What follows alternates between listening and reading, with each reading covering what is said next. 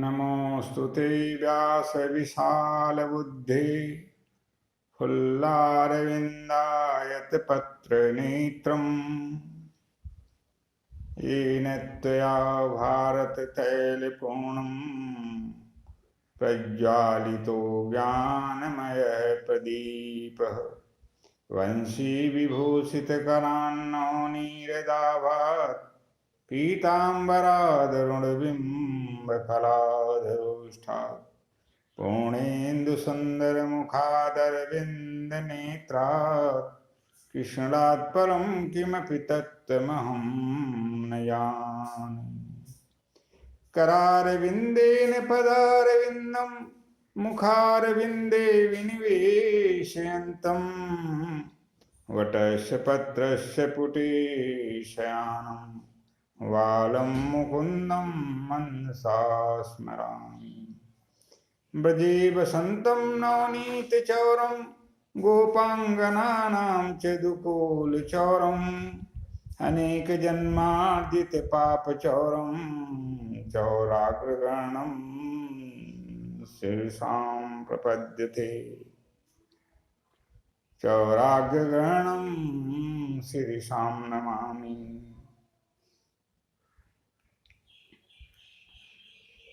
यासी स्वयं सुकृतिनां भुवनेशलक्ष्मी पापात्मनां कृतधियां हृदयेषु बुद्धि श्रद्धा सतां कुलजनप्रभवेषु लज्जा तां तां नतास्मि परिपालय देवि विश्वम्।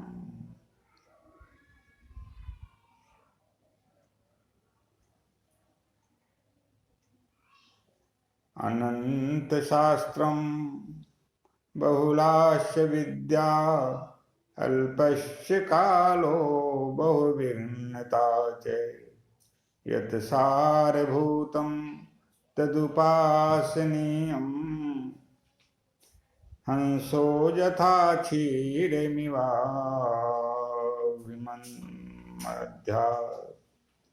हंसो यथा क्षीरमिवाम्बुमध्यात्। अनंत शास्त्रम बहुलाश्च विद्या, शास्त्रों की सीमा नहीं है, अनंत हैं। विद्याएं भी अनंत हैं। बहुलाश्च विद्या अल्पस्य कालो, मनुष्य का जीवन सीमित है, अल्प है, बहुत ही कम है। अल्पस्य कालो बहुविघ्नता च, और उसमें भी अनेकों प्रकार की विघ्न बाधाएं हैं जो कार्यों में बाधा डाल के रुकावट रूप में आती रहती हैं। इसलिए यत् सारभूतं तदुपासनीयम्, इसलिए जो सार तत्व है, जो मूल है, जो मुख्य रूप से शास्त्रों का जो निचोड़ है, शास्त्रों का जो सार तत्व है, उसी की उपासना, उसी को ग्रहण करना चाहिए। जैसे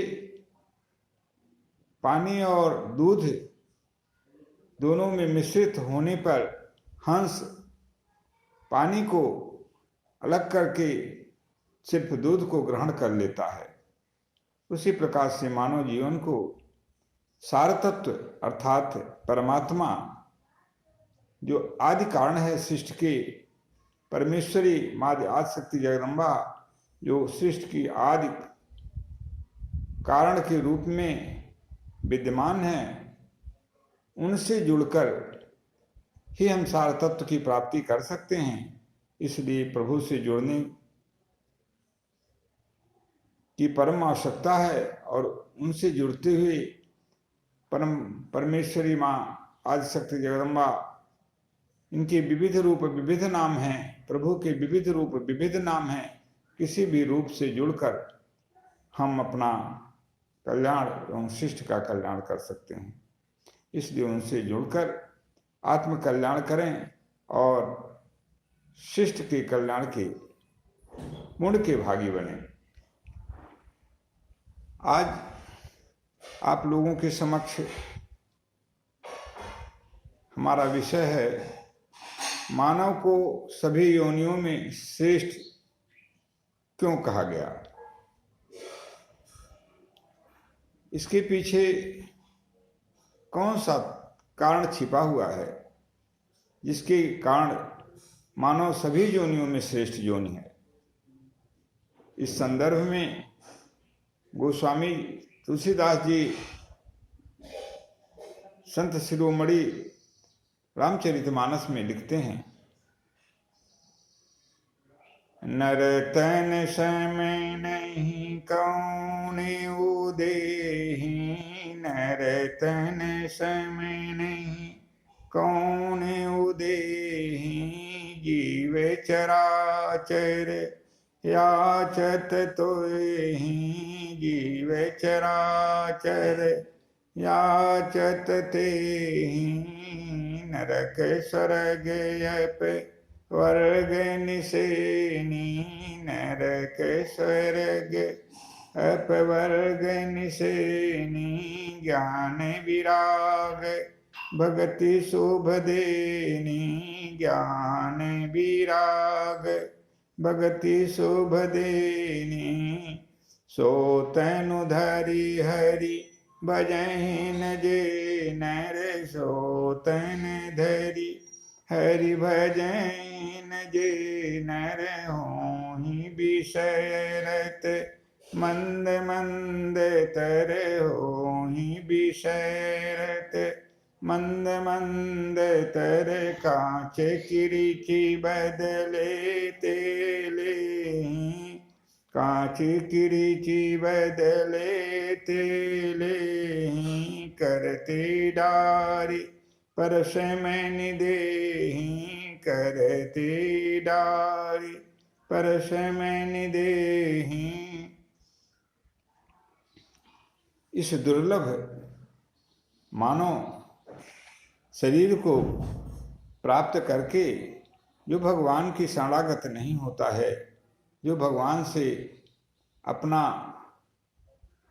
अविच्छिन्न संबंध नहीं जोड़ता है, भगवान के प्रति, माँ जगदम्बा के प्रति जिसकी निश्चयात्मक बुद्धि नहीं होती है, संशय युक्त जीवन जीता है,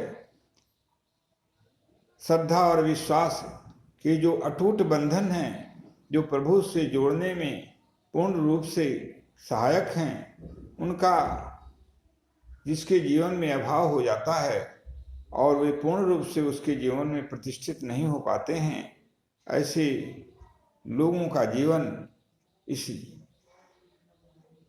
विश्व वसुंधरा में व्यर्थ है और उनका तो न इस लोक में कल्याण है अथवा न तो परलोक में ही कल्याण है। इसलिए नीति शास्त्र में, नीति शास्त्र की रचना करने वाले हमारे नीतिज्ञों ने लिखा,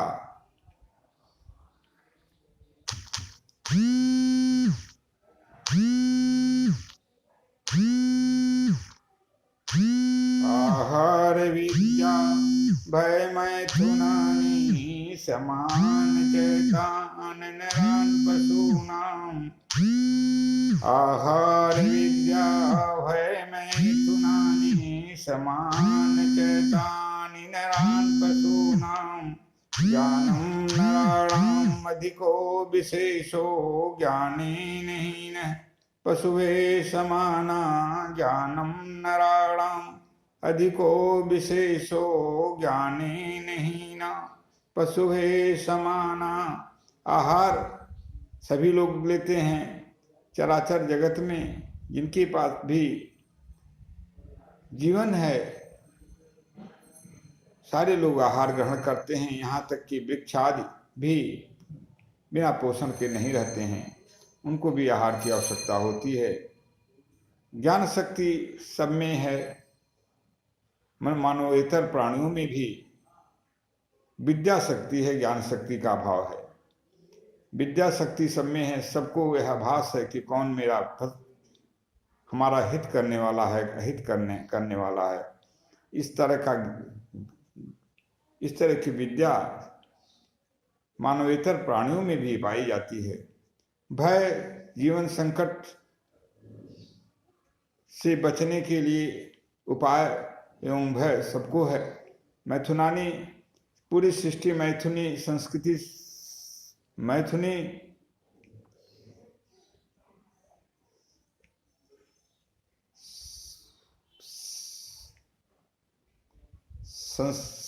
पूरी सृष्टि मैथुनी संस्कृति से जुड़ी हुई है। अर्थात वृक्षों से लेकर के मानवेतर प्राणियों एवं मानवों में भी मैथुनी सृष्टि है। ये समस्त मानव और अन्य मानवेतर प्राणियों में समान रूप से पाए जाते हैं। किंतु ज्ञानम नराणाम अधिको विशेषो, ज्ञान मनुष्य में अधिक प्राप्त पाया जाता है। मानव में सिर्फ अन्य मानवेतर प्राणियों से सिर्फ ज्ञान की शक्ति अधिक है, और जो मानव ज्ञान से हीन है वह पशु से समान है। पशु और उसमें किसी भी प्रकार का अंतर नहीं है, समानता है। इसीलिए गोस्वामी तुलसीदास जी लिखते हैं, तुलसी यह तन खेत है, मन बच कर्म किसान। तुलसी यह तन खेत है, मन बच कर्म किसान। पाप पूर्ण दो बीज हैं, बुए सुलुड़े किसान। पाप पूर्ण दो बीज हैं, बुए सुलुड़े किसान। तुलसीदास जी लिखते हैं कि यह शरीर खेत के रूप में है। जिस तरह से हम खेत में खेती करते हैं, उसी तरह से हमारा शरीर वो खेत के रूप में प्रतिष्ठित है। और इस शरीर रूपी खेत में खेती करने का काम किसान कैसे करता है? मन, वाणी और कर्म के माध्यम से। अर्थात मन, वाणी और कर्म रूपी किसान इस खेत रूपी शरीर में खेती करते हैं। मन से हम जो संकल्प लेते हैं, वाणी से जो हम प्रयोग करके जो भी कार्य करते हैं और उसमें वाणी का प्रयोग करते हैं, कर्म के माध्यम से जिसे हम रूप प्रदान करते हैं, ये सब किसान के रूप में हमारे शरीर में प्रतिष्ठित होकर के कार्य करते हैं। और इस खेती द्वारा हमें फल रूप में क्या प्राप्त होता है? पाप और पुण्य दो तरह के बीज हम इसमें बोते हैं। इस मन, वाणी और कर्म रूपी किसान इस शरीर रूपी खेती में पाप और पुण्य रूपी दो बीज बोते हैं। रुपाई दो बीजों की रोपण का काम करते हैं। और इन पाप और पुण्य दो बीज का ही फसल तैयार होने पे, अर्थात इन पाप पुण्य के बीजों का ही फल हम और जितने भी संसार में रहने वाले मानव हैं, प्राणी हैं, सब प्राप्त करते हैं।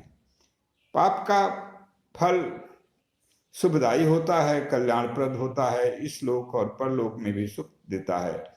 और पुण्य का